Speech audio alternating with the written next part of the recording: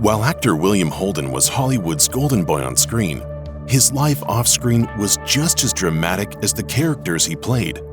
In the opening scene of the 1950 film Sunset Boulevard, the lifeless body of cynical screenwriter Joe Gillis is floating face down in a swimming pool. 31 years later, Gillis's actor William Holden met his own end, but as the New York Times reports, it wasn't from a bullet from the gun of an aging movie queen. According to the Los Angeles Times, the actor had long battled alcoholism. Although he avoided drinking when he was with his lover, the actress Stefanie Powers, it helped pave the way for his death. According to Britannica, the Academy Award-winning actor began his career with 1939's Golden Boy. At the time, Holden seemed true to the title. He had the looks and muscles that Hollywood craved.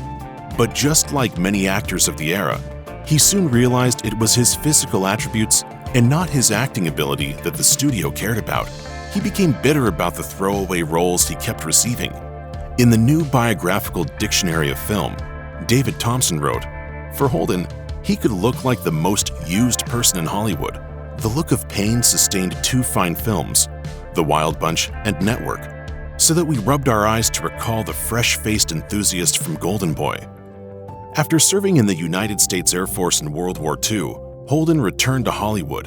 In 1950, he received his first substantial role, acting in Billy Wilder's Sunset Boulevard opposite Gloria Swanson. The next decade saw Holden's career flourish, with him earning an Oscar nomination for Sunset Boulevard and winning Best Actor for 1954's Stalag 17. He would go on to star in 70 films, but along with the accolades and fame came a dependence on alcohol that would continue to affect his life until his tragic end. In fact, Bob Thomas, Holden's biographer, said that the actor's addiction counselor predicted his demise. Holden himself claimed that he, too, could picture his end. According to the Huntsville Item, Holden said, "I know how it's going to be, lonely, alone, without dignity." In the fall of 1981, the television actor Stefanie Powers, who was then dating Holden, was in Hawaii filming the ABC series Heart to Heart when Holden stopped answering his phone. She recalled in her memoir, One from the Heart, "I knew he was off the wagon.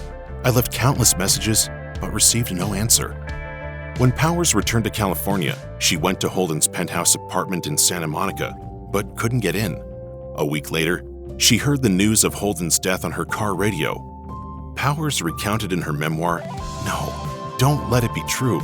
Please don't let it be true. It must be some mistake." He really was the most important single human being in my life. According to William Holden, a biography, on the night of November 12, 1981, Holden consumed somewhere between 8 and 10 drinks in a short amount of time. He walked into his bedroom and tripped over a throw rug, slamming his head so hard into the corner of a wooden nightstand that the furniture flew into the wall and caused an indentation. The actor reportedly stood up and attempted to stop the blood pouring from his forehead, but never called 911. About 10 minutes later, Holden passed out and ultimately died from blood loss. The mundane accident that took the Hollywood actor's life was made even worse because, as reported by the Associated Press, his body wasn't discovered for a week. According to the Washington Post, it was the building manager who found the body of the legendary actor.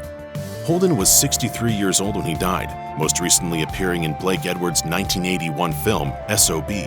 Edwards described Holden as a loner, and he wasn't surprised that the actor's body went so long without being discovered. If you or anyone you know needs help with addiction issues, help is available. Visit the Substance Abuse and Mental Health Services Administration website or contact SAMHSA's National Helpline at 1-800-662-HELP 4357.